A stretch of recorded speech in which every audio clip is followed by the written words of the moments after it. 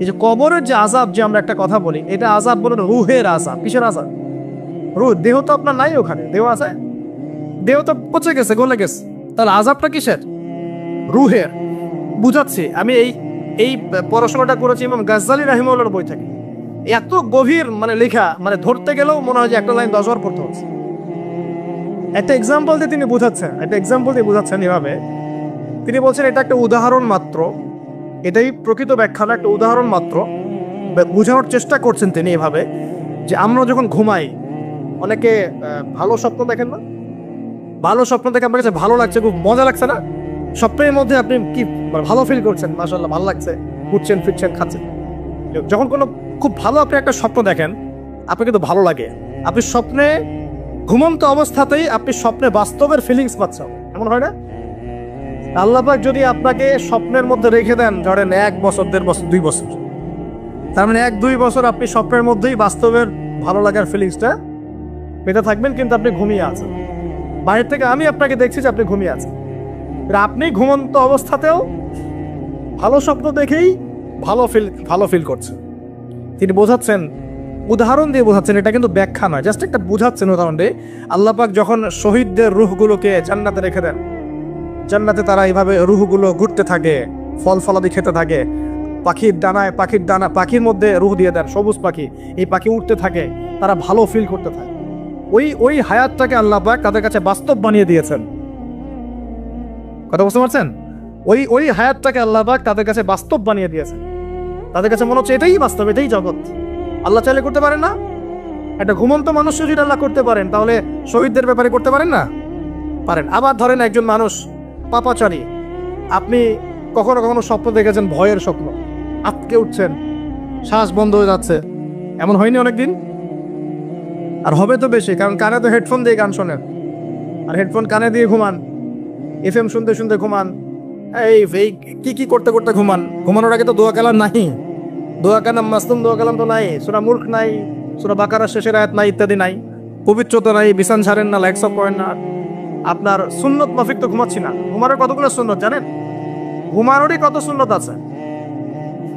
ইস্তেঞ্জা করতে হয়, ওযু করে আসতে হয়, পারলে মেসওয়াক করে নেয়, বিছান ঝাড়তে হয়, বিসমিল্লাহ বলে লাইট অফ করতে হয়, দরজা খিল দিতে হয়, পাত্র যদি থাকে খাবার পাত্র, পানির পাত্র ঢেকে দিতে হয়, তারপরে পড়তে হয় বিছানায় গিয়ে আয়াতুল কুরসি, সূরা বাকারা শেষের 2-3টা আয়াত, সূরা ফালাক নাস ইখলাস, হাত একত্রিত করে ফু দিয়ে সারা গা মাসাহ করতে হয়। ডান কাত হয়ে আল্লাহুম্মা বিইসমিকা আমুতু আহইয়া বলে এই যে 33 বার সুবহানাল্লাহ, 33 বার আলহামদুলিল্লাহ, 34 বার আল্লাহু আকবার পড়তে পড়তে ঘুমাতে হয়। কয়জন জানে কয়জন ঘুমানোর সুন্নত? ঘুমানোর আগে এখন কানে হেডফোন, ব্লুটুথ, হাবি জাবি এইসব দিয়ে যুবকরা ঘুমাচ্ছে। প্রতিটা কাজ নবীর সুন্নত মতো করার চেষ্টা করবো, আল্লাহ পাক তৌফিক দান করেন। এই যে 9 নম্বর ওয়াদা করেন, জীবনের প্রতিটা কাজ নবীর সুন্নাহ মতো করবেন। রাজি আছেন ইনশাআল্লাহ? একদম চেহারা থেকে শুরু হবে, চুল দাড়ি পোশাক আশাক থেকে শুরু হবে। আল্লাহ পাক যত উপরে নিয়ে যাবেন, আপনি যেখানেই যান নবীর সুন্নত বাস্তবায়ন করবেন ইনশাআল্লাহ। আল্লাহ পাক তৌফিক এনায়েত করুন, বলি আমিন। মনে করেন খারাপ স্বপ্ন দেখছেন, খারাপ স্বপ্নে এখন আপনি কষ্ট পাচ্ছেন, দেখছেন যে পানিতে ডুবে যাচ্ছেন, দেখছেন যে আপনি আগুনে পড়ে যাচ্ছেন, নাউজুবিল্লাহ, দেখছেন যে আপনি হয়তো কেউ আপনার শ্বাস গলা চিপে ধরেছে ইত্যাদি, মানে আপনি কষ্ট পাচ্ছেন। বাহির থেকে কিন্তু আমি আপনার কষ্ট বুঝতে পারবো না, পারবো? আপনি ঘুমিয়ে আছেন, ঘুমিয়ে আপনি কষ্ট পাচ্ছেন। এখন এই ঘুমন্ত কষ্টের স্বপ্নটাকে আল্লাহ পাক যদি 5 বছর লম্বা করে দেন, পারবেন কিনা? আল্লাহ পাক পারেন কিনা? 5 বছর ঘুমিয়ে আছেন আপনি, উঠতে পারতেছেন। এখন এটা হয় না, আল্লাহ চাইলে পারেন, সম্ভব কিনা? আল্লাহ পাক 309 বছর ঘুম পাড়ায় রাখেন নাই মানুষকে? আছে না দলিল? কোরআনে আছে না? কোন সূরায়? এই তো মাশাআল্লাহ, মাশাআল্লাহ, সূরা কাহফে আছে না? 309 বছর আল্লাহ পাক 9 জন 10 জন ছেলেকে ঘুম পাড়ায় রাখছেন না? রাখছেন। তো এখন মনে করেন যে আল্লাহ পাক আপনাকে ওই কষ্টের আযাবটাকে লম্বা করে দিলেন, কষ্টের এই স্বপ্নটাকে লম্বা করে, তাহলে আপনি কিন্তু ঘুমের মধ্যেও কষ্ট ফিল করবেন। এখন কবরে যদি আল্লাহ পাক বারজাকের জীবনে সিজ্জিনে কিছু আত্মাকে রেখে আত্মাগুলোকে আযাব দেন, এবং ওইটাকেই যদি তাদের কাছে বাস্তব ফিল দিয়ে দেন, তাহলে কি তার আযাব পাবে না?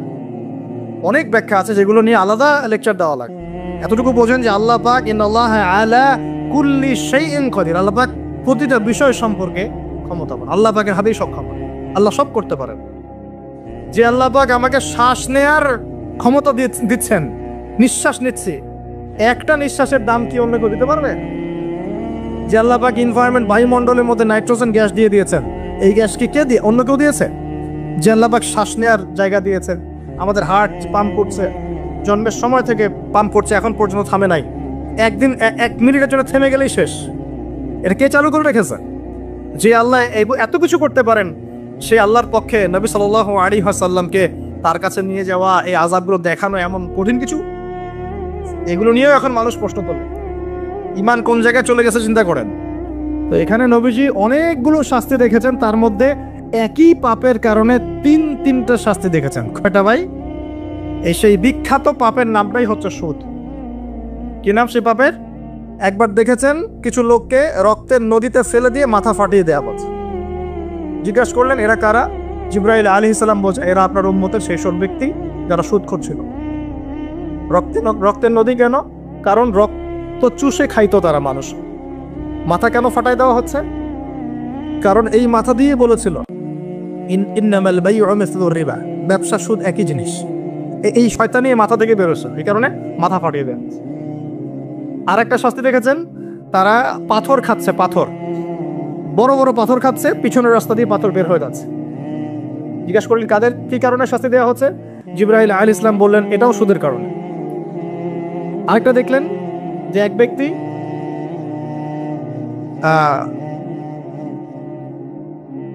রক্তের নদী বলেছে, হ্যাঁ রক্তের নদীতে সাঁতার, এটা একটা বলেছে, একটা হচ্ছে পাথর খাওয়া।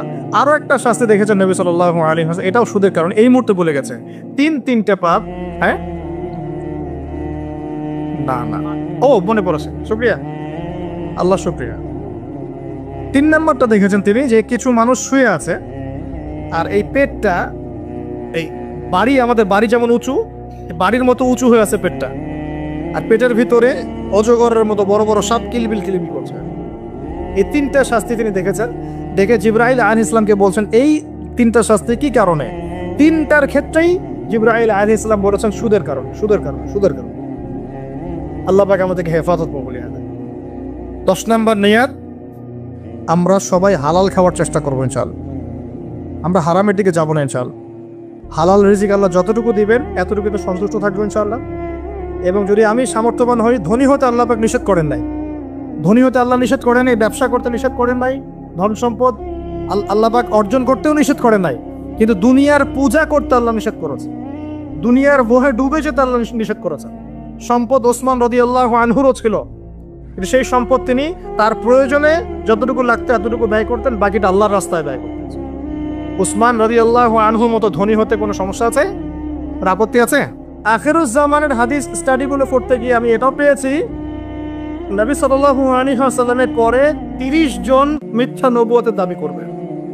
কতজন? তার মধ্যে 26 কি 27 জন হচ্ছে পুরুষ, 3 জন বা 4 জন হবে নারী। তো আপনারা কি বিশ্বাস করেন যে নবী সাল্লাল্লাহু আলাইহি ওয়াসাল্লামের পরেও কেউ নবী হয়ে আসতে পারে না? আমরা শুধু এতটুকু বিশ্বাস করি যে ঈসা আলাইহিস সালাম আসবেন, কিন্তু নতুন নবুয়ত নিয়ে নয়, বরং নবী সাল্লাল্লাহু আলাইহি ওয়াসাল্লামের শরিয়াত অনুকরণে, অনুসরণে ইনশাআল্লাহ, এবং তার হাতেই সভ্যতা শেষ হবে ইনশাআল্লাহ। আমি এই হাদিসগুলো অনেক স্টাডি করছি দাঁড়িয়ে, ইনশাআল্লাহ এটা নিয়ে পরে লেকচার দিব ইনশাআল্লাহ তাআলা। একটা হাদিস পেয়েছি, উনার যুগে, ঈসা আলাইহিস সালামের যুগে একটা ডালিমের খোসার নিচে একটা পরিবার ছায়া আশ্রয় দেবা, এবং এই জমিনটা রুম্বা যেমন করে চকচক করে, আল্লাহ পাক এই জমিনটাকে এরকম করে চকচক করাবে, এত বেশি বৃষ্টি হবে, জমিন উর্বর হবে। ঠিক যেমন আদম আলাইহিস সালামের যুগে জমিন যেমন সে, সুবহানাল্লাহ। এটাও পেয়েছি যে একটা বকরির পাল, এই বকরির পালের মধ্যে একটা নেকড়ে ঢুকবে। নেকড়ে কি করে? বকরি খেয়ে ফেলে না? কিন্তু ওই যুগে, ঈসা আলাইহিস সালামের যুগে, নেকড়ে বকরিকে খাবে না। এত শান্তি থাকবে সমাজে যে এই যে সিংহ বাঘ হরিণকে খাচ্ছে না, সিংহ হরিণকে খাচ্ছে না, নেকড়ে ছাগলকে খাচ্ছে না, এরকম সুকুন বিরাজ করবে সমাজে। এরপরে কিছু খারাপ মানুষ আসবে যারা রাস্তাঘাটে জেনা করবে। তার আগে ঈসা আলাইহিস সালামের ইন্তেকাল হয়ে যাবে। ওই মানুষগুলো, ওই প্রজন্মের সামনে আল্লাহ পাক কিয়ামত দিবেন।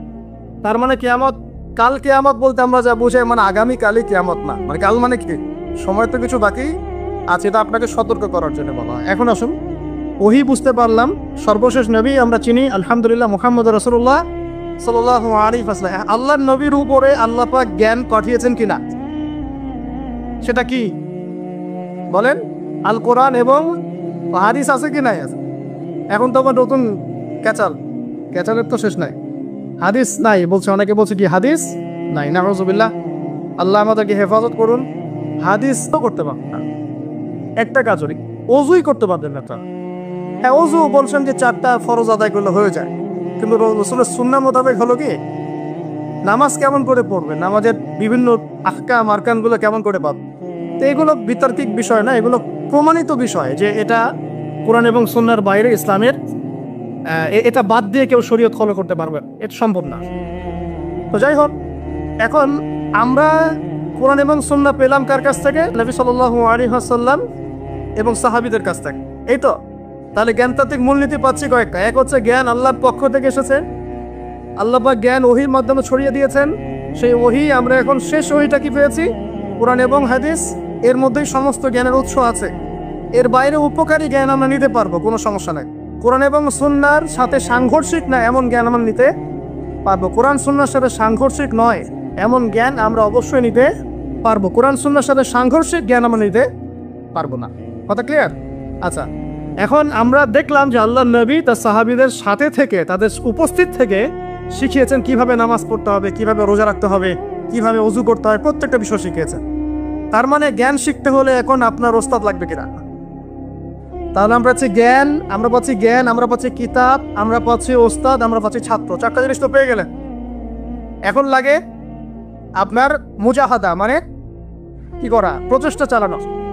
এখন সাহাবীরা কি একদিনে জ্ঞান শিখে ফেলেছেন না দীর্ঘদিন লেগেছিলেন? তাহলে একটা দীর্ঘ সময় আপনাকে জ্ঞানের সাথে থাকতে হবে, টিচারের সাথে থাকতে হবে, একটা সিস্টেম লাগবে। এই জিনিসগুলোকে মাথায় রেখে ওলামায়ে কেরাম এরকম মসজিদ, মাদ্রাসা, মক্তব, স্কুল, কলেজ করেছে। স্কুল কলেজ যদিও বা একটু সেগুলো শব্দ শোনায়, কিন্তু সব স্কুল তো আর খারাপ নয়, সব স্কুল খারাপ।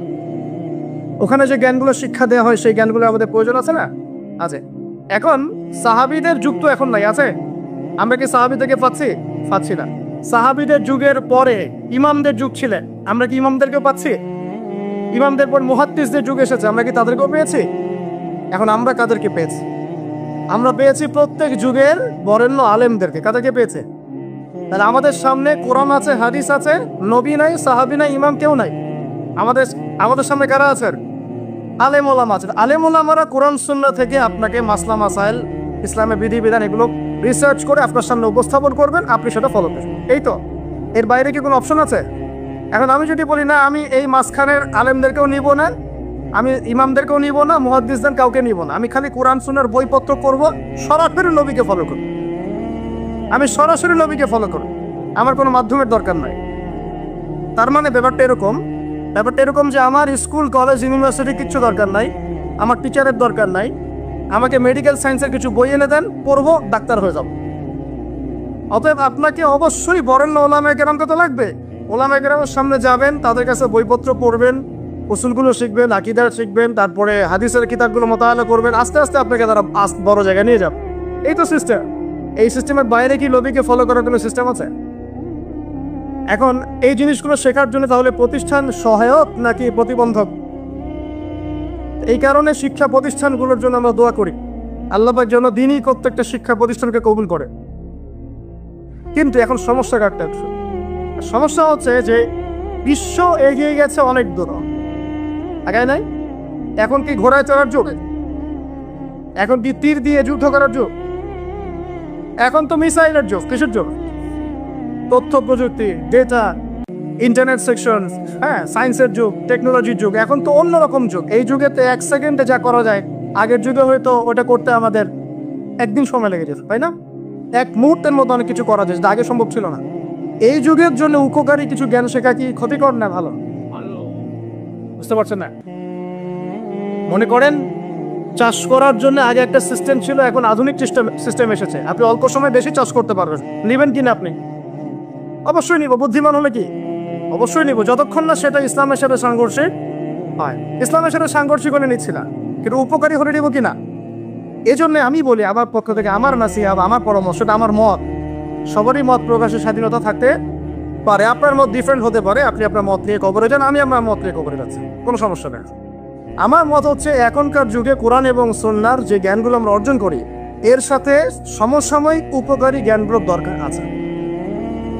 যে প্রতিষ্ঠানগুলো করতে চান সেগুলোর মধ্যে এই সিলেবাসগুলোকে ইনক্লুড করে সিলেবাস গঠন করা। তার সিলেবাসে একটু পরিবর্তন আনলে কি ক্ষতি হয়ে যাবে উম্মাহ? তো কোরআন সুন্নাহর সব উসুল ঠিক থাকছে, আমাদের সব যা আমরা আকীদা রাখি, আমরা যে মাযহাব ফলো করি, যে মানহাজ ফলো করি, সব ঠিক থাকছে, কিন্তু উপকারী যে বিদ্যাগুলা, যেমন ম্যাথামেটিক্স, যেমন সায়েন্স, যেমন ধরেন কি বলবো এই যে ইকোনমিক্স, যেমন জিওপলিটিক্স, হ্যাঁ, যেমন এই যে সায়েন্স অ্যান্ড টেকনোলজি বা কম্পিউটার, ইন্টারসেকশন, মানে যে জিনিসগুলো ইংরেজি, যেগুলো আমাদের বাংলা থাকবে, সাহিত্য থাকবে, দেশ থাকবে, আন্তর্জাতিক বিশ্ব থাকবে, সব থাকবে।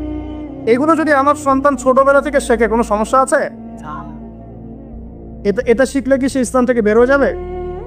বরং সে আজকে থেকে 20 বছর পর ইসলাম নিয়ে এমন কিছু কথা বলতে পারবে যা আমি এখন বলতে পারছি। দেখবেন 20 বছর পর সে ইসলাম সম্পর্কে এমন কিছু লিখতে পারবে যা আমি এখন লিখতে পারছি। 20 বছর পরের যে বিশ্বটা সামনে আসবে ওই বিশ্বটাকে আমার এই ছেলেটা ডিল করতে পারবে ইনশাআল্লাহ। এই পরিকল্পনা আমাদের করা উচিত কিনা? এই জন্য যেসব প্রতিষ্ঠানে সিলেবাসে কিছু সংশোধন আনার সুযোগ আছে সেখানে আনা উচিত, আমার মনে হয় আনা উচিত। এটা আমার মত। আপনি যদি ডিফার করেন এটা আপনার মত, আপনার থাকতে পারে।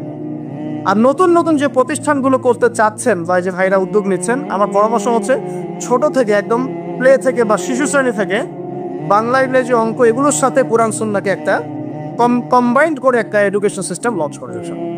এরকম কিন্তু অনেকেই কাজ করছে, দেশের অনেক জায়গায় এরকম কাজ হচ্ছে আলহামদুলিল্লাহ। তো এগুলোকে সমন্বয় করাটা খুব কঠিন কাজ। এখানে অনেক জেনারেল শিক্ষিত বড় বড় পদের ভাই আছেন, এখানে অনেক বুজুর্গ আছেন, গণ্যমান্য ব্যক্তিবর্গ আছেন, সরকারি কর্মকর্তা আছেন, তারা সবাই ইনশাল্লাহ শিক্ষিত মহল ইনশাল্লাহ অ্যাটলিস্ট আমার এই কথাটার সাথে একমত হবেন। শুরু থেকেই আমাদের সন্তানদেরকে আমরা তো ইসলাম দিয়ে শুরু করবো, আলিফ বা তাসা দিয়ে শুরু করবো ইনশাআল্লাহ। আল্লাহকে চেনাবো, রাসূলকে চেনাবো, এখান থেকে শুরু করবো। পাশাপাশি আমরা ইংরেজি, বাংলা, অঙ্ক এগুলো শেখার কোনো সমস্যা আছে? এই সমন্বয়টা করে যদি ক্লাস ওয়াইজ ভাগ করা যায়, ক্লাস 1, ক্লাস 2, ক্লাস 3, এভাবে যদি 10 পর্যন্ত যাওয়া যায়, যে আমার ছেলে 10 পর্যন্ত পড়াশোনা করেছে, 10 পারা হাফেজও হয়েছে না, সম্ভব কি না? সম্ভব। আমার ছেলে ক্লাস 10 পর্যন্ত পড়েছে, এই মাশাআল্লাহ 100 হাদিস তার মুখস্থ আছে, সম্ভব কি না? বছরে 10টা করে হাদিস মুখস্থ করা সম্ভব না? আমার ছেলে ক্লাস 10-এ পড়ে, সে শুধু ইংরেজি বাংলাই জানে না, আরবিও লিখতে পারে, সম্ভব কি না? সে কোরআন তেলাওয়াত করতে পারে, সম্ভব কি না? সে কোরআনের যে গ্রামার, যে আমরা যে মিজান, নাহু এগুলো পড়ি, এগুলো সে পড়তে পারে, সম্ভব কি না? আমার ছেলেটা অনার্সে পড়ছে, পাশাপাশি হাদিসের ইবারতও পড়তে পারে, এটা সম্ভব কি না? তো এই জিনিসটা যদি আমরা একটু গুছিয়ে করতে পারি ইনশাআল্লাহ তাআলা, আমি খুব আশাবাদী যে আগামী 10 থেকে 20 বছরের মধ্যে আপনি নতুন একটা প্রজন্ম পাবেন ইনশাআল্লাহ। এই প্রজন্ম দুই দিকেই সমান দক্ষ হবে ইনশাআল্লাহ তাআলা। তবে তারা কেউ যেন উদ্ধত অহংকারী না হয়, তারা যেন কেউ শিক্ষিত মূর্খ হয়ে না যায়, শিক্ষিত মূর্খ অজরামাদের, এটা নিশ্চিত করতে হবে আমাদেরকে। তারা যেন সত্যবাদী হয়, সৎসাহসী হয়, তারা যেন কর্মঠ হয়, খেলাধুলা করে ফিজিক্যালি ফিট হয়, তারা যেন ঠিক টাইমে ঘুমায়, ঠিক টাইমে ওঠে, ভালো খাবার খায়, ভালো পরিবেশে মেশে, এগুলো নিশ্চিত করতে হবে। কারণ পড়াশোনা শুধু কিন্তু বই পুস্তক পড়ার নাম না, আখলাকের পরিবর্তনের নাম পড়াশোনা। আমি এমন অনেক মানুষ দেখেছি, আল্লাহ মাফ করুন, আমি জুলনাম করতে চাই না, কোরআন সুন্নাহর প্রচুর জ্ঞান আছে, আখলাকের বালাই নাই। কোরআন সুন্নাহর প্রচুর জ্ঞান আছে, ধর করে হাদিসের এবারত আপনাকে বলে দিবে, উসুল বলে, আখলাক নাই, আখলাক চরিত্র, আখলাক নাই, মাধুর্য নাই। আবার আমি এমন মানুষ দেখেছি, আখলাক 5 মিনিটে আপনার কাছে মনে হবে আপনি পরকাল চিনে ফেলেছেন। এমনও মানুষ বাংলার আনাচে কানাচে আছে। বড় বড় ওলামায়ে কেরামদের দরবারে যান, তাদের সাথে পরামর্শ করেন, দেখা সাক্ষাৎ করেন, 5-10 মিনিটে বুঝবেন যে পরকাল কি জিনিস। আখলাক কি? যে রিক্সায় করে এসেছেন, সেই রিক্সাওয়ালাকে নিয়ে একই দস্তরখানে বসে খাবার খাচ্ছেন, নিজে খাবার তুলে খাওয়াচ্ছে। এই আখলাকটা তো আমার মধ্যে আসতেছে না। আমার কাছে তো অনেক জ্ঞান আছে মনে করেন, সাদার কথা বলছেন আউযুবিল্লাহ, কিন্তু আখলাক তো আসলো না। তাহলে জ্ঞান আর আখলাক কি এক জিনিস? আল্লাহ নবী শুধু জ্ঞান শিক্ষা দেন নাই, আখলাকও শিক্ষা দিয়েছে। আল্লাহ পাক আমাদের সবাইকে এমন সন্তান গড়ে তোলা তৌফিক দান করুন যারা উভমুখী শিক্ষায় শিক্ষিত হবে এবং চমৎকার আখলাকের মানুষ হবে। আল্লাহ রাব্বুল আলামিন আমাদের সবাইকে এরকম শিক্ষা প্রতিষ্ঠান গড়ে তোলার তৌফিক এনায়েত করুন। এখন ভাই উদ্যোগ নিয়েছেন, আমি শেষ করে দেই, আপনারা সবাই সহযোগিতা করবেন কিনা? আচ্ছা, এগুলো প্রকাশ্যে বলতে নেই, তারপরে আমি আপনাদেরকে উৎসাহিত করার জন্য বলছি, আল্লাহ আমাকে মাফ করুক। তা আমি আমার পক্ষ থেকে ভাই আপনার ফান্ডে প্রথমে 1 লাখ টাকা দিয়ে শুরু করছি। ঠিক আছে, আপনি উদ্যোগ নিয়েছেন, আপনি বাস্তবায়ন করেন, আমি পরামর্শ দিব ইনশাল্লাহ, আমরা পরামর্শ দিব। এলাকার তরুণ প্রজন্ম আপনাকে সাহায্য করবে ইনশাল্লাহ। এলাকার যারা বরেণ্য গুণীমানী ব্যক্তি আছেন তারা আপনাকে পরামর্শক হিসেবে থাকবেন। আর ইয়াংরা শ্রম দিবা, ইয়াংরা কি দিবা? শ্রম দিবা ইনশাল্লাহ। আমাদের ছেলেমেয়েরা যদি ভালো কিছু শেখে, ভালো কিছু জানে, আমাদের লাভ না? শেষ করার আগে একটা হাদিস দিয়ে শেষ করি। মানুষ মারা গেলে সব আমল বন্ধ হয়ে যাবে। মানুষ মারা গেলে কি হবে ভাই? এই যে এত ফুটানি বাহাদুরি শেষ, মুহূর্তেই শেষ। আল্লাহ মাফ করুক আমাদেরকে। আল্লাহ আমাকে আপনাকে সবাইকে, আমাদের তরুণ প্রজন্মকে আল্লাহ পাক দীর্ঘ নেক হায়াত দারাজ করো না, নেক হায়াত দান করো। নেক হায়াত, যে হায়াত আল্লাহর পথে কাটে, এটা নেক হায়াত। আর বদ হায়াত দিয়ে কি করবে? বদ হায়াতের তো খালি মানে ভুক্তভোগী হইতে হবে পরে। তো দেখেন, মানুষ মারা গেলে সব আমল বন্ধ হয়ে যায়, শুধুমাত্র 3টা রাস্তা খোলা থাকে। কটা ভাই? একটা বলা হচ্ছে সদকায়ে জারিয়া। একটা কি? সদকায়ে জারিয়া। সদকায়ে জারিয়া মানে যে মসজিদ একটা সদকায়ে জারিয়া হতে পারে, মাদ্রাসা একটা সদকায়ে জারিয়া, এরকম ইসলামিক শিক্ষা প্রতিষ্ঠান সদকায়ে জারিয়া। আপনার নলকূপ স্থাপন করেছেন, গাছ লাগিয়ে দিয়েছেন, মানে মানুষের কল্যাণে কন্টিনিউয়াসলি কাজে আসছে, এগুলোর নাম কি? সদকায়ে জারিয়া। জানেন রাষ্ট্র যারা চালান তাদের সদকায়ে জারিয়া পাওয়ার কত সুযোগ আছে? মনে করেন রাষ্ট্রের একজন প্রেসিডেন্ট, তিনি যদি 100টা হসপিটাল করে দেন আল্লাহর সন্তুষ্টির জন্য, কবরে গেলে এই 100টা হসপিটালে যত মানুষ চিকিৎসা নেবে সব নেকি তিনি হবে। লাভ না? যত রাস্তাঘাট করা হয়েছে এগুলো যদি আল্লাহকে সন্তুষ্ট করার জন্য করা হয়, মানুষকে সন্তুষ্ট করার জন্য না, আল্লাহকে সন্তুষ্ট করার জন্য এগুলো করা হয়, এই নিয়াত ঠিক থাকে, মৃত্যুর পরেও কবরের মধ্যে এই মানুষ চলাচল করছে, রাস্তাঘাটে নেকি পাবেন স্যার। ব্রিজ পার হচ্ছে নেকি পাবেন স্যার। ক্যালভার্ট ইউজ করছে নেকি পাবেন স্যার। সদকা জারিয়া মানে কি? সমাজ কল্যাণমূলক, জনকল্যাণমূলক কাজ, যে কাজ কি হয়? চলতে থাকে, অনবরত চলতে থাকে। তো আল্লাহ পাক আমাদেরকে সদকা জারিয়ামূলক কাজ করার তৌফিক দান। এখন বলেন, শিক্ষা প্রতিষ্ঠান সদকা জারিয়ামূলক কাজ কিনা? জারিয়ামূলক কাজ কিনা? এটা যে টিকে থাকে এবং এখানে যদি শত শত মানুষ পড়াশোনা করতে থাকে, এই নেকিটা কে পাবে? যারা এটার উদ্যোগ নিয়েছে, প্রতিষ্ঠাতা, তারা পাবেন ইনশাআল্লাহ, শিক্ষকরা পাবেন ইনশাআল্লাহ। আল্লাহ পাক তৌফিক দান করুন। সহিহ বুখারীর নাম শুনেছেন না? ইমাম বুখারী কি বেঁচে আছেন? এখন পর্যন্ত সহিহ বুখারী পড়া হয় কিনা? এই নেকি কে পাচ্ছেন? এই নেকি কে পাচ্ছেন? বুখারী রাহিমাহুল্লাহ কবরে শুয়ে নাকি পাচ্ছেন ইনশাআল্লাহ। তা এরকম কিছু কাজ করে যে আল্লাহ পাক তৌফিক দান। 2 নাম্বার হচ্ছে সৎ সন্তান। 2 নাম্বার কি ভাই? সৎ সন্তান। সন্তান তো তোমাদের এখন হয় নাই মনে হয়, আল্লাহ পাক হওয়ার ব্যবস্থা করুন। আমি যুবকরা এখানে খুব মানে কষ্টের প্রকার বুঝি, আমিও বুঝি, কারণ আমরাও ভুগেছি এক সময়। হ্যাঁ, 8-10টা বিয়ের প্রস্তাব দিয়েছি, মানুষ গ্রহণ করে নাই। হ্যাঁ, কারণ হচ্ছে আমার টাকা পয়সা ছিল না, বাড়ি নাই, টাকা নাই, কিছু নাই। তোমার সাথে বিয়ে শাদী দিয়ে কি হবে? আমার মেয়ের ভবিষ্যৎ খারাপ করবো নাকি? এখন লাইন ধরে করে কি করে এখন? ওই জন্য একদিন বলেছি আপনাদেরকে, মানুষের অবস্থানকেই ফালতু আছে, এটা সত্য কথা। আপনার অবস্থান যদি এখন ভালো হয় না, দেখবেন আপনার পিছনে মেয়ের বাপের অভাব নাই। আর আপনার তো এখন চাকরি বাকরি নাই, জমি জমা নাই, হ্যাঁ, আপনার টাকা পয়সা কম, আপনি দৌড়ান মানুষের পিছনে, আপনাকে পাত্তা দিবে না। দুনিয়া খুব খারাপ। এই জন্য ভাই, দুনিয়ার দাস হয়েন না, আল্লাহর দাস হয়ে যান ইনশাআল্লাহ। দুনিয়ার পিছনে ছোটেন না। আল্লাহ আপনাকে দুনিয়া পায়ের সামনে এনে দিয়েছে ইনশাআল্লাহ। আপনি আল্লাহর হয়ে যান, দুনিয়া আল্লাহ পাক আপনাকে পায়ের সামনে এনে দিবেন ইনশাআল্লাহ। তখন দুনিয়ার প্রতি আপনার মোহ কাজ করবে না। সিরিয়াসলি বলছি, মোহ কাজ করবে। আল্লাহ আমাদেরকে সবাইকে পরকালের স্বার্থে কাজ করার তৌফিক দেন। সৎ সন্তান একটা নেককার জিনিস। কেন? কারণ পিতামাতা মৃত্যুর পর তারা দোয়া করতে থাকে, তারা সেই পিতামাতার লেগেসি বহন করে। এখন আমাদের সন্তানদেরকে সৎ বানানোর জন্য শিক্ষা প্রতিষ্ঠান কাজে দিবে কিনা? তাহলে দুটো মিলল কিনা? আচ্ছা, 3 নাম্বার হচ্ছে এমন জ্ঞান যা মানুষের উপকারে আসে। এমন জ্ঞান যা মানুষের উপকারে আসে, এই দৃষ্টিকোণ থেকে শিক্ষা প্রতিষ্ঠানগুলো কাজে আসতে পারে কিনা। অতএব আমরা দোয়া করি যে ভাই যে উদ্যোগটা নিয়েছে, এই উদ্যোগটা যেন আল্লাহ পাক এই 3টা ক্ষেত্রে বাস্তবায়ন করার তৌফিক দেন। এটা যেন সদকায়ে জারিয়ার মাধ্যম হয়, এটা যেন মানুষকে ভালো কিছু জ্ঞান শেখানোর মাধ্যম হয়, এবং এমন কিছু স্টুডেন্ট আমাদের সন্তানের মতোই, এমন কিছু সন্তান আল্লাহ পাক আমাদেরকে মানুষ করার তৌফিক দান করুন, যারা আগামীতে ইসলামকে হাতে নিয়ে, কোরআন সুন্নাহকে হাতে নিয়ে এই বিশ্বের চ্যালেঞ্জগুলো মোকাবেলা করবে, ইসলামকে এগিয়ে নিবে, প্রতিষ্ঠা করবে ইনশাআল্লাহ। আজকে আর লম্বা করছি না।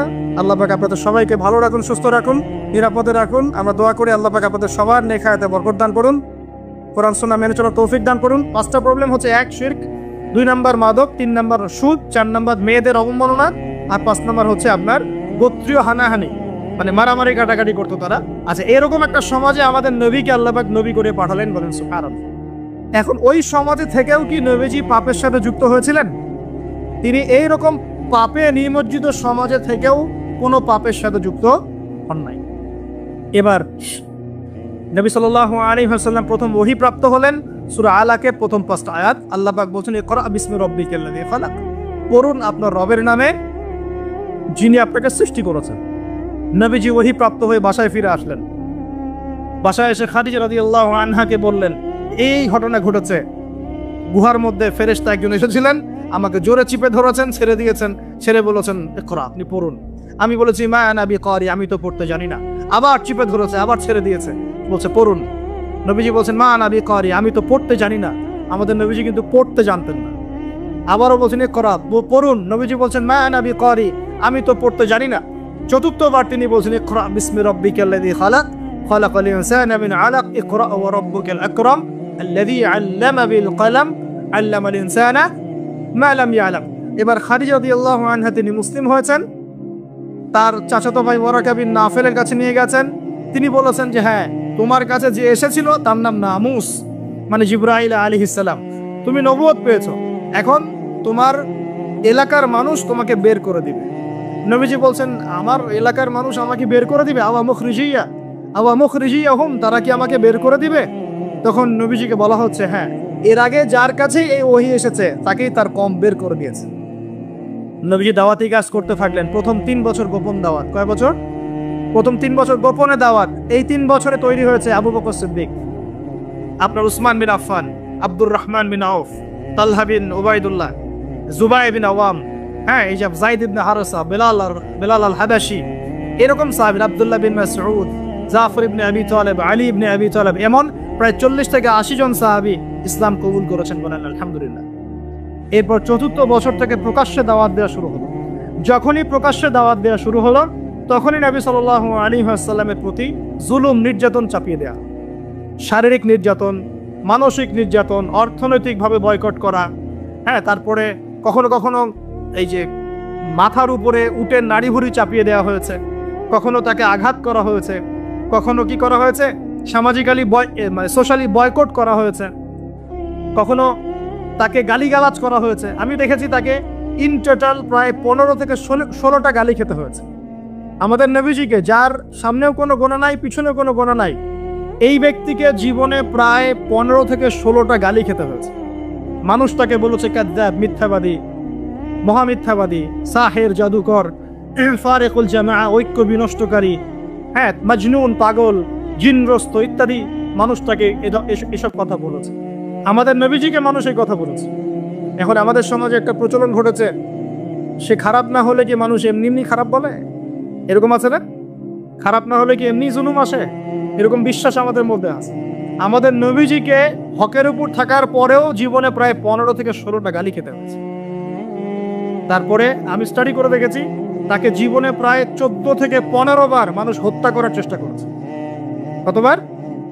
14 থেকে 15 বার। এমনকি মক্কা বিজয়ের দিন যখন তিনি কাবা ঘর তাওয়াফ করছিলেন, ওই সময় একজন ব্যক্তি ভিতরে ছুরি নিয়ে এসে তাকে মারার চেষ্টা করেছে। কি বলবেন? এখন নবী সাল্লাল্লাহু আলাইহি ওয়াসাল্লামের চেয়ে ভদ্র কোনো মানুষ আছে? নম্র হিতাকাঙ্ক্ষী কোনো মানুষ আছে? উত্তম চরিত্রের কেউ আছে? তাহলে তার জীবনে এমন কেন হয়? উত্তর, যখন আপনি পরিপূর্ণ হকের উপর থাকবেন, তখন আপনাকে চতুর্দিক থেকে বাধা পেতে হবে। আপনার পরিবার থেকে বাধা আসবে, আপনার বন্ধু মহল থেকে বাধা আসবে, আপনার কোনো সময় দেখা যাবে স্ত্রী শত্রু হয়ে যাচ্ছে, সন্তান শত্রু হয়ে যাচ্ছে, হ্যাঁ, সমাজে আপনি চলতে যাচ্ছেন, সমাজের মানুষ আপনাকে সেভাবে গ্রহণ করছে না, আপনি আনসোশ্যাল হয়ে যাচ্ছেন, অনেক সমস্যা হতে পারে। তবে এরপরেও কি হক ছেড়ে দেওয়া যাবে? আল্লাহ পাক সবাইকে হকের উপর থাকতে তৌফিক দান করেন। এখন এইভাবে চলতে চলতে এক পর্যায়ে নির্যাতনের মাত্রা এত বেশি হলো, সাহাবীরা নবীর কাছে এসে বলছেন, ইয়া রাসূলুল্লাহ, তাদের প্রতি বদদোয়া করেন যাতে আল্লাহ তাদেরকে ধ্বংস করে দেন। তখন নবীজি বলছেন, দেখো তোমরা খুব তাড়াহুড়া করছো, আমি তোমাদেরকে জানিয়ে দিচ্ছি আল্লাহ পাক এই দিন ইসলামকে মাশরিক মাগরিব পর্যন্ত পৌঁছে দিবেন। এমনকি একটা কাঁচা ঘর, একটা পাকা ঘর বাদ থাকবে না যেখানে আল্লাহ পাক লা ইলাহা ইল্লাল্লাহ কালিমা ঢুকিয়ে দিবেন না। কিন্তু তোমরা খুব তাড়াহুড়া করছো। তখন তিনি সাহাবীদেরকে বললেন, তোমরা আবিসিনিয়ায় হিজরত করো। কোন জায়গা ভাই? আবিসিনিয়া কোন দিকে এখন? এই যে ইথিওপিয়া নাম শুনে, ইথিওপিয়া, ইরিত্রিয়া নাম শুনেছেন? এই জায়গা ছিল আগে আবিসিনিয়া। সেখানে একজন বাদশা ছিলেন, তার নাম বাদশা নাজাশী। কি নাম? বাদশা নাজাশী। এবং তিনি কিন্তু খ্রিস্টান ছিলেন। এই সমকামীদের মতো খ্রিস্টান ছিলেন না, যারা ঈসা আলাইহিস সালামকে আল্লাহর সন্তান বলে এইরকম খ্রিস্টান ছিলেন না। তিনি একজন সৎ খ্রিস্টান ছিলেন। নবীজি নিজে বলেছেন যে বাদশা নাজাশীর দরবারে তোমরা যাও, সেখানে কোনো মানুষ জুলুমের শিকার হয় না। নবী স্টেটমেন্ট দিচ্ছেন তার সম্পর্কে। এমনকি এই ব্যক্তি যখন মারা গেছেন, তখন আমাদের নবী তার গায়েবানা জানাজার নামাজও পড়িয়েছেন। চিন্তা করতে পারেন? ওইখানে জাফর রাদিয়াল্লাহু আনহু সাহাবীদেরকে নিয়ে হিজরত করেছেন এবং তারা সেখানে থাকতে লাগলেন, তাদের কোনো ক্ষতি হয়। এরপর নবী সাল্লাল্লাহু আলাইহি ওয়াসাল্লাম তায়েফে গিয়েছেন। কোথায়? তায়েফে 3 জন বড় বড় গোত্র নেতা ছিল। কয়জন ভাই? এগুলো শিখে নেন ক্লাসের মতো। একজনের নাম ছিল আব্দে ইয়ালাইল। কি নাম? আব্দে ইয়ালাইল। একজনের আব্দে মাসউদ, আর একজনের নাম হচ্ছে হাবিব বিন আমর। এই 3 জন বড় বড় গোত্র নেতা ছিল। থাকে না কমিটির নেতা বড় বড়, এরকম 3টা নেতা। এরা যদি ইসলাম কবুল করতো তাহলে তায়েফবাসী সবার সাপোর্ট নবীজি পেতেন। কিন্তু এই 3 জনের কেউই ইসলাম কবুল করে নাই, বরং তায়েফবাসীদের মধ্যে ছোট ছোট যুবকদেরকে লেলিয়ে দেওয়া হয়েছে নবীজিকে মারার জন্য। তারা নির্মমভাবে আমাদের নবীকে আঘাত করেছে, পাথর দিয়ে আঘাত করেছে, এবং দাড়ি মাথা ফেটে এই দিক দিয়ে রক্ত পড়তে পড়তে পায়ের জুতা পর্যন্ত আটকে গিয়েছিল। আমাদের নবী ইসলাম এমনি এমনি আসে নাই। আমরা তো ফ্রি ইসলাম পেয়েছি, বুঝতে পারি না ইসলাম কেমনে আসছে। যদি বুঝতাম, সাহাবীরা তো দেখেছেন ইসলাম কিভাবে এসেছে, এই কারণে জীবন দিয়ে দিলেও ইসলাম থেকে সরতেন না। আমরা তো আসলে বুঝতে পারছি না ইসলাম কত কষ্ট করে এখানে আসছে। এবার নবী সাল্লাল্লাহু আলাইহি ওয়াসাল্লাম একটা আঙ্গুর বাগানে বসে একটা দোয়া করেছিলেন আল্লাহর কাছে। এটাকে মাজলুমের দোয়া বলা হয়। ওই সময় জিবরাইল আলাইহিস সালাম এবং পাহাড় পর্বতের ফেরেশতা এসেছিলেন, এসে বলেছিলেন, ইয়া রাসূলুল্লাহ, খালি একবার বলেন, তাহলে এই তায়েফবাসীকে 2 পাহাড়ের মাঝখানে ফেলে পিষে দিব। নবীজি বলছেন, বাল আরজু, বরং আমি এটা আশা করি আইয়ুখরিজাল্লাহু মিন আসলাবিহিম কওমান, আল্লাহ পাক তাদের ঔরস থেকে এমন সম্প্রদায় নিয়ে আসুক, আল্লাযীনা ইয়াবুদুনাল্লাহ, যারা আল্লাহর ইবাদত করবে, ওয়ালা ইউশরিকুনা বিহি শাইআ, এবং তারা আল্লাহর সাথে কাউকে শরীক করবে না। আমাদের নবী বদদোয়া না করে উল্টা দোয়া করলেন। এই তায়েফে এখন আপনারা গিয়ে ঘুরে আসছেন না? অনেকে গেছেন হজ করতে, উমরা করতে, ঘুরে আসছেন। ওই তায়েফ ছিল এই জায়গা। এই তায়েফবাসী প্রথমে ইসলাম কবুল করে নাই। এরপরে নবী সাল্লাল্লাহু আলাইহি ওয়াসাল্লাম কোন রকমে মক্কা এসেছেন। আসার পরে তার যে 2 জন আশ্রয়স্থল, কয়জন ভাই? একজন হচ্ছে চাচা আবু তালেব, নাম মনে আছে? সবাই নবীজির এগেইনস্টে চলে, আবু তালেব তাকে প্রোটেক্ট করেন। মনে করেন যে আমাদের এলাকায় একজন এমপি সাহেব আছেন বা মেম্বার বা চেয়ারম্যান সাহেব আছেন, যিনি সবাই ইসলামের বিরোধী হলেও তিনি ইসলামের পক্ষের মানুষ। তখন ইসলামপন্থীরা সুবিধা পাবে না? একটু হলেও সুবিধা পাবে কিনা? একটু সাপোর্ট পাবে কিনা? চাচা আবু তালেব ছিলেন এমন মানুষ। সমাজের সবাই রাসূল সাল্লাল্লাহু আলাইহি ওয়াসাল্লামকে ভালো মন্দ বলছে। আবু জেহেল, আবু লাহাব, উতবা, সাহেবা, এরা সবাই ভালো মন্দ বলছে, খারাপ বলছে এবং তার বিরুদ্ধে চক্রান্ত করছে, কিন্তু আবু তালেব তাকে সাহায্য করছে।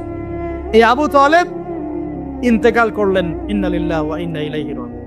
ঠিক আবু তালেব ইন্তেকাল করার 3 দিন বা 7 দিনের মধ্যেই নবী সাল্লাল্লাহু আলাইহি ওয়াসাল্লাম প্রিয়তম স্ত্রী, ওই যে খাদিজা রাদিয়াল্লাহু আনহা, যিনি তার ভালোবাসা, যার প্রেম, যার মমতা, যার স্নেহ, সম্পদ সব দিয়ে নবী সাল্লাল্লাহু আলাইহি ওয়াসাল্লামকে সাপোর্ট দিয়েছেন, উনিও ইন্তেকাল করলেন, ইন্না লিল্লাহি ওয়া ইন্না ইলাইহি রাজিউন। মাত্র 3 দিন বা 7 দিনের ব্যবধানে। চিন্তা করেন তো সিচুয়েশনটা কেমন হতে পারে, কেমন লাগতে পারে তখন? একে তো সামাজিক চাপ, অর্থনৈতিক চাপ, এই কাফের মুশরিকদের চাপ, তার মধ্যে মক্কায় কোনো রকম আসলাম, তায়েফ থেকে কেবল আসা হয়েছে। আসার পরেই এই ঘটনাগুলো ঘটে গেল। প্রিয়তম স্ত্রীও চলে গেলেন, আবু তালেবও চলে গেল। আমাদের মতো কোনো যুবক হলো তো আত্মহত্যা করে ফেলত। এই যুব সমাজ 80 না পাইলে ম্যাথে আত্মহত্যা করে। তোমরা শিখো নবী সাল্লাল্লাহু আলাইহি ওয়াসাল্লামের মানসিক ক্ষমতা কত বেশি ছিল, তার মানসিক স্ট্রেংথ কত কত কত ডেপথ ছিল, তার মাথার মধ্যে মানসিক ক্ষমতা কত বেশি ছিল। তিনি চ্যালেঞ্জ ফেস করতে পারতেন, শক্ত মানুষ ছিলেন, হাতটা ছিল নরম তুলতুলা, নবীজির হাত ছিল নরম তুলতুলা, একদম নরম। সাহাবীরা বলেছেন মুসাফা করলে মনে হতো একদম রেশমের মতো তুলতুলা নরম হাত, কিন্তু সেই হাতে যখন তিনি তরোয়াল ধরতেন শক্ত হয়ে যেত। কথা বুঝতে পারছেন না? নরম হাতের অধিকারী, কিন্তু ভিতরের কলব ঈমান একদম চট্টানের মতো, পাহাড়ের মতো শক্ত, মানসিক ক্ষমতা পাহাড়ের মতো শক্ত। তো তিনি কি ভেঙে পড়লেন? কিন্তু মনে তো কষ্ট পেয়েছেন, এর জন্য এই বছরটার নাম হচ্ছে আমুল হুজন। কি নাম ভাই? আমুল হুজন, মানে কষ্টের বছর। ঠিক এই সময় এই যে নবীজি কষ্ট পেয়েছেন, মনে কষ্ট পেয়েছেন, তার আশ্রয়স্থলগুলো একটা একটা করে শেষ হয়ে গেল, তিনি এখন মনোকষ্টে ভুগছেন। ঠিক এই সময় আল্লাহ রাব্বুল আলামিন কি করলেন এখন শুনেন। এখান থেকে আমরা আস্তে আস্তে আলোচনা শেষের দিকে যাব, খুব মনোযোগ দিবেন। নবী সাল্লাল্লাহু আলাইহি ওয়াসাল্লাম এশার নামাজ পড়েছেন। কিসের নামাজ? এশার নামাজ পড়ে কাবা ঘরের পাশে হাতিম আছে, কাবার হাতিম, হাতিমের উপর তিনি শুয়ে আছেন ডান কাত হয়ে, ডান কাতে শোয়া সুন্নাত। ডান কাতে শুয়ে আছেন, তন্দ্রা ভাব, পরিপূর্ণ ঘুম আসে নাই। নবীদের কিন্তু ঘুম নাই, নবীদের ঘুমটাও কিন্তু, নবীদের ঘুমের মধ্যে যা আসে আল্লাহর পক্ষ থেকে সেটা ওহী। নবীদের দেহ ঘুমায়, অন্তর কিন্তু ঘুমায় না, মনে রাখবেন। নবীদের কি ঘুমায় না? কলব, অন্তর কিন্তু ঘুমায় না, মনে রাখবেন। এবার তিনি শুয়ে আছেন, হঠাৎ দুইজন ফেরেশতা আসলেন। কয়জন ভাই? একজন জিবরাইল আলাইহিস সালাম, একজন মিকাইল আলাইহিস সালাম। এসে নবী সাল্লাল্লাহু আলাইহি ওয়াসাল্লামকে আস্তে করে জাগিয়ে দিলেন। জাগিয়ে নবী সাল্লাল্লাহু আলাইহি ওয়াসাল্লামকে হাত ধরে নিয়ে যাচ্ছেন কোথায়? পাশে জমজম কূপের পাশে। পাশে জমজম কূপ আছে, দেখেছিলেন না? যারা হজ উমরা করে আসছেন হয়তো দেখতে পারবেন।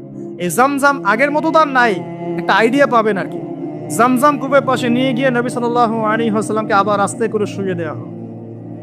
এই যে পুরো ঘটনাগুলো ঘটে যাচ্ছে না, এগুলো কিন্তু মুহূর্তে ঘটে যাচ্ছে। মানে পুরো বিশাল ঘটনা ঘটে যাওয়ার পর দেখা যাবে ওই অজুর পানি কেবল গড়িয়ে গড়িয়ে যাচ্ছে, এখনো শেষ হয়। মানে সময় কে নিয়ন্ত্রণ করে? পৃথিবীর সময়ের ফ্রেম আর আল্লাহ পাকের টাইম ফ্রেম এক নয়। আল্লাহ পাকের টাইম ফ্রেম টোটালি ডিফারেন্ট, আমাদের টাইম ফ্রেম আলাদা, মনে থাকবে। এখানে কিন্তু অনেক নাস্তিক অনেক প্রশ্ন করতে পারে। এবার শুয়ে দেওয়ার পর নবী সাল্লাল্লাহু আলাইহি ওয়াসাল্লামের বুকটাকে একদম এই গলার নিচ থেকে নিয়ে যেখানে লোম উঠে নাভি, এই নাভি পর্যন্ত চিরে দেওয়া হয়েছে, জীবিত অবস্থাতেই। এবার তার হার্ট, কলিজাটাকে বের করা হয়েছে। এই প্রথম ওপেন হার্ট সার্জারি নাম শুনেছেন কিনা? যে ওপেন হার্ট সার্জারি হচ্ছে। এবার এই কলিজাটাকে প্রথমে জমজমের পানি দিয়ে ধোয়া হয়েছে। কিসের পানি? জমজমের পানির মধ্যে শেফা আছে। যাদের অসুস্থতা আছে জমজমের পানিতে সূরা ফাতিহা ফু দিয়ে খাবেন, ইনশাল্লাহ শেফা হয়ে যাবে, ইনশাল্লাহ শেফা হবে। জমজমের পানিতে ধোয়ার পরে এর এই কলবটাকে, কলিজাটাকে ঈমান এবং হেকমতে পূর্ণ একটা পেয়ালা দিয়ে ধুয়ে দেওয়া হয়েছে। একটা পেয়ালার মধ্যে ঈমান নিয়ে আসা হয়েছিল এবং হিকমা, প্রজ্ঞা নিয়ে আসা হয়েছে। এটা রাখার পরে এই ঈমান প্রজ্ঞা দিয়ে ঢেলে এই পুরো জায়গাটা বন্ধ করে দেওয়া হয়েছে। কি রূপকথা মনে হচ্ছে? আমরা যে নিঃশ্বাস নিচ্ছি এটাই কি আল্লাহর অলৌকিকত্ব না? এই যে হার্ট আমাদের পাম্প করতেছে, যখন আমরা ছোট বাচ্চা ছিলাম ওই সময় থেকে নিয়ে এখন পর্যন্ত পাম্প করছে। 1 সেকেন্ডের জন্য কি থেমে গিয়েছিল? এটাই তো অলৌকিকত্ব। যে আল্লাহ আমাদেরকে বাঁচায় রাখতে পারেন, সে আল্লাহর পক্ষে এগুলো করা কি অসম্ভব কিছু? আচ্ছা, এবার নবী সাল্লাল্লাহু আলাইহি ওয়াসাল্লামকে একটা বাহনের মধ্যে উঠানো হচ্ছে। বাহনটার নাম বোরাক। কি নাম? বোরাক। এবার বাহনটা হচ্ছে গাধার চেয়ে একটু বড়, খচ্চরের চেয়ে একটু ছোট এবং একটু লম্বা দেহের, সাদা রঙের। কি রঙের? এবার নবীজি এখানে উঠতে যাচ্ছেন, বাহনটা একটু ফাপড় নিল, একটু ভাব দেখালো আর কি। ভাব দেখানো বোঝেন কিনা? ওই যে আপনার গার্লফ্রেন্ড আপনার সাথে যা দেখায় আর কি। আছে তো গার্লফ্রেন্ড না ভাই? আলহামদুলিল্লাহ। তাহলে স্ত্রী তো দেখায়। স্ত্রী ভাব দেখালে সবর করতে হবে। কি করতে হবে? স্ত্রী ভাব দেখালে সবর করতে হবে, চুপ থাকতে হবে। এগুলো টিপস শেখেন, নাহলে পরে সমস্যা হইতে পারে। স্ত্রী ভাব দেখাতে পারে, তখন সবর করতে হবে, চুপ থাকতে হবে। পরে দেখবেন ভাব নিজেই আবার ঠান্ডা হয়ে গেছে, চাপ। ঠিক আছে? আর নিচে গরম হয়ে গেলে সমস্যা। আপনি গরম হয়ে গেলে পুরো একদম তরকারি পুরো যাবে একেবারে। কথা বুঝতে পারছেন? আল্লাহ বোঝার তৌফিক দান করুন। বোরাকটা ভাব নিচ্ছে আর কি।